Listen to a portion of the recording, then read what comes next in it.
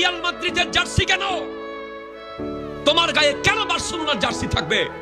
তোমার মাথার চুল কেন ইহুদিদের মতো হবে? তোমার পরনের জিন্সের প্যান্ট কেন ছেঁড়া থাকবে? তুমি কেন 3/4 প্যান্ট পরবে? তোমাকে কি আমার নবী সুন্নাহ দিয়ে যায় নাই? তুমি আমার নবীকে কি জবাব দিবে? তুমি কি জানো আজকে তুমি যে নিজেকে মুসলিম দাবি করছো, এই ইসলাম দাঁড়িয়ে আছে রক্তের উপরে, রক্তের উপরে। কোটি কোটি লিটার রক্ত ঢেলে তোমাকে মুসলমান বলার সুযোগ করে দেওয়া হয়েছে। তুমি একটু কি ভেবে দেখেছো? হযরত আলী আসগর গলার মধ্যে তীর খেয়ে পানি যখন না খেয়ে চলে গেছে, সেই ইসলাম আজকে তোমার এখানে। হযরত আলী আকবর 70 টুকরা হয়েছে।